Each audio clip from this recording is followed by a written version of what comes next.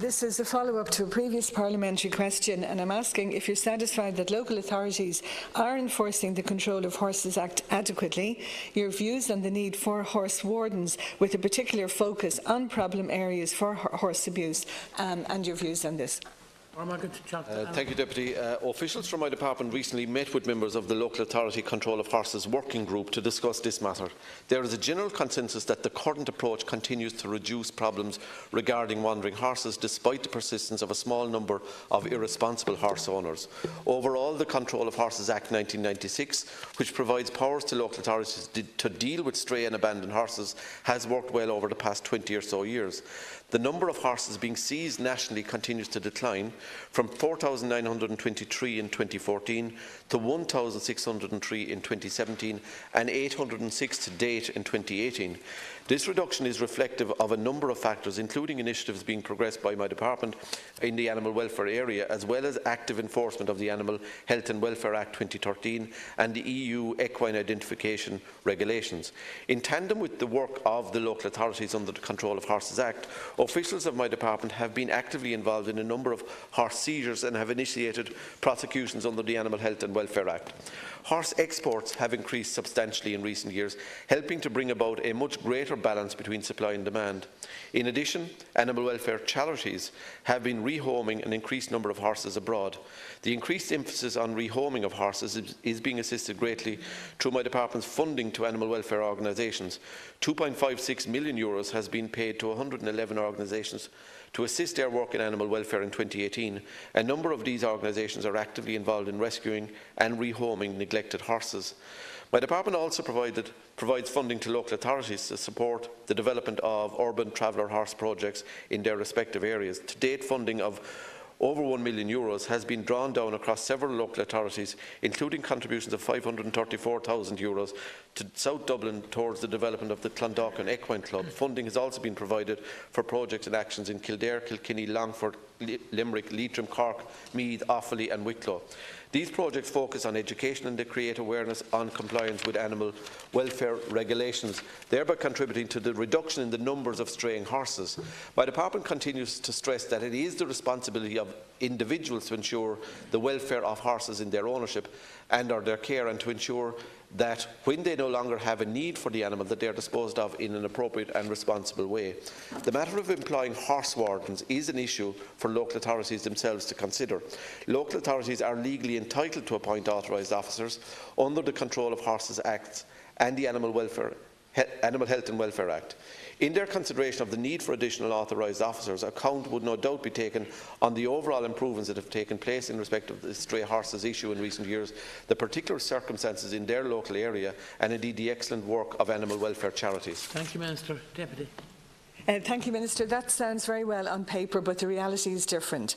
And we have appalling cases of animal abuse and horse abuse. And last Thursday, a number of animal welfare groups came together outside the Dáil under the banner of Action for Animal Welfare. And we had case after case of abuse that they know about, and where they are picking up the pieces because the Animal Welfare Act is not being adequately enforced. For example, the local authorities who are funded by the government, they're not, I mean, in spite of what you say, they're not enforcing the Control of Horses Act. They just impound and they kill animals, or they remove the dead animals. Now, in the past 11 months, for example, Tipperary County Council spent €155,800 on removing dead horses. Now, we have dog wardens, we have litter wardens. So could your department not give the lead with the local authorities, even a pilot scheme? We know where the black spots are, that they can work with these owners before the abuse starts, and they can work on things like the care of animals, issues like worming and foot care. Also, that the horses, ponies, donkeys, that they're microchipped, they're registered and they're kept in proper equine registered properties with equine space. That this warden would have a lorry that can impound on the spot with guarded protection if that is necessary, because we know it has been in places, so that we don't have starving animals with appalling illnesses that we hear about every day. Thank you, Deputy, and I appreciate your interest in this area, consistent interest, and I also appreciate the efforts made collaboratively by my own department, local authorities, charitable bodies. I think the graph is going in the right direction. That being said, we are all, I think, shamed by the the incidents of these, and they get a lot of traction, particularly on social media, and sometimes it distorts the endeavour that's underway and the very good work being done by all of the aforementioned in terms of trying to address this problem.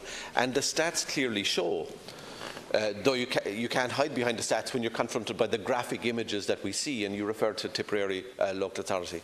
The issue of local authorities appointing wardens is an issue for themselves. It's not an issue for the department. But where there are specific problems, that's obviously a response that they may consider appropriate. But it is important that I think we all continue to collaborate together. I think we are making great progress. I think we have the legislative framework there now. We've had high-profile prosecutions. That's important. In fact, I often consider that the prosecutions are in a way a reflection of the ultimate failure. We need to work with a lot more stick or a lot less stick perhaps and more carrot to encourage people, but we need to retain the stick as well. Final supplementary. Yeah, okay, just make a couple of points. One is, can you have that conversation with local authorities on the need for a horse warden, which could preempt some of the problems that we are seeing? That would be the first point. Second point I make, that we have hundreds of horses in the Dublin City Council area. Each should have a chip and a passport, and those in the control areas should have a licence. Dublin City Council only issued 15 licences, and I think that needs to be looked at. And I acknowledge the work of the Clondalkin Equine Centre. Thirdly, when we do have a fodder crisis, is there a contingency plan for the animal welfare groups who are trying to feed animals who have been suffering from neglect? And could you clarify for me, under the Horse Racing Act, if a horse is found to have been doped, the horse is banned. Now, I'm sure it's something would happen to the owner, but what happens to that horse? Isn't that another issue that we have to look at? And finally, you know, if you can't go along with the horse warden idea, what is the alternative? You say it's working, but we have those graphic examples where it's not working. And I do think a pilot scheme in some of the black spots could add to what you're doing and could really make a difference. 1 minute.